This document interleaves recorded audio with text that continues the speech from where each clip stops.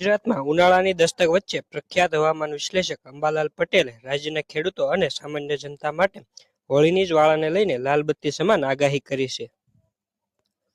હોળીના પવનો અને જ્યોતિષ ગણતરીના આધારે તેમણે ચેતવણી આપી છે કે આ વર્ષે માર્ચ મહિનો જ મે મહિના જેવી કાળઝાળ ગરમીનો અહેસાસ કરાવશે. સાથે જ તેમણે આ વર્ષે ચોમાસું એકંદરે સારું રહેશે તેવી પણ આશા વ્યક્ત કરી છે. અંબાલાલ પટેલના મતે આ વર્ષે હોળી પ્રગટાવતી વખતે ફૂંકાનાર પવનો ગરમ રહ્યા છે, જેને પગલે ઉનાળો કાળઝાળ રહેશે તેવી પૂરેપૂરી શક્યતા છે. હોળી પ્રગટાવતી વખતે જો પવન ગરમ અને શુષ્ક હોય તો તે આગામી ઉનાળો અત્યંત આકરો રહેવાના સંકેત આપે છે. આથી જ તેમણે માર્ચમાં જ તાપમાન 44 ડિગ્રી સુધી પહોંચવાની આગાહી કરી છે. વિષ્ટિ યોગની અસર. આ વખતે હોળી વિષ્ટિ ભદ્રામાં પ્રગટાવી હોવાથી તેની અસરો નકારાત્મક રહી શકે છે. શાસ્ત્રોક્ત દ્રષ્ટિએ સર્પિણીના મુખમાં હોળી હોવાને કારણે વાતાવરણમાં અણધાર્યા પલટા અને પ્રાકૃતિક કષ્ટની ભીતિ પણ તેમણે વ્યક્ત કરી છે. તાપમાનનો પારો 44 ડિગ્રીને પાર કરશે. આગાહી મુજબ આગામી 48 કલાકમાં જ તાપમાનમાં મોટો ઉછાળો જોવા મળી શકે છે.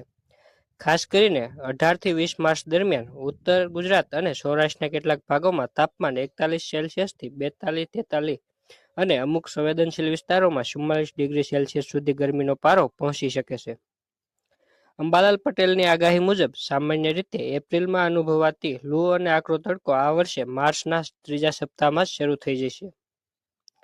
અંબાલાલ પટેલનો વરસાદનો વર્તારો. શાસ્ત્રોક્ત રીતે અંબાલાલ પટેલ હોળીના પવનની દિશા પરથી ચોમાસાનું અનુમાન પણ લગાવતા હોય છે. જો હોળીનો પવન પશ્ચિમ દિશાનો હોય તો તે સારો વરસાદ અને વહેલા ચોમાસાના સંકેત આપે છે. પરંતુ આ વખતે હોળી પર ગરમ પવનનું જોર હોવાથી માર્ચ અને એપ્રિલમાં રેકોર્ડ બ્રેક ગરમી પડવાની પુષ્ટિ તેમણે કરી છે. સાથે જ તેમણે આ વર્ષે ચોમાસું એકંદરે સારું રહેશે તેવી પણ આશા વ્યક્ત કરી છે. ગરમીની સાથે સાથે માર્ચના મધ્યમાં વાતાવરણમાં મોટો ફેરફાર આવશે. પશ્ચિમી વિક્ષેપને પગલે 8 થી 10 માર્ચ દરમિયાન એક મજબૂત વેસ્ટર્ન ડિસ્ટર્બ સર્જાશે, જેની અસર હેઠળ 15 માર્ચ પછી ગુજરાતના હવામાનમાં પલટો આવશે. આના કારણે ગરમી અને ભેજનું મિશ્રણ રહેશે, જે આરોગ્ય માટે પણ પડકારજનક બની શકે છે. ખેડૂતો માટે એલર્ટ. પાક પર ખતરો. આ વહેલી અને આકરી ગરમીની સૌથી મોટી અસર ખેતી પર જોવા મળશે. ઘઉં અને રાયડો ગરમીને કારણે ઘઉંનો પાક નિર્ધારિત સમય કરતાં વહેલો પાકી શકે છે, જેનાથી દાણાની ગુણવત્તા અને વજનમાં ઘટાડો થવાની શક્યતા છે. કેરીનો પાક.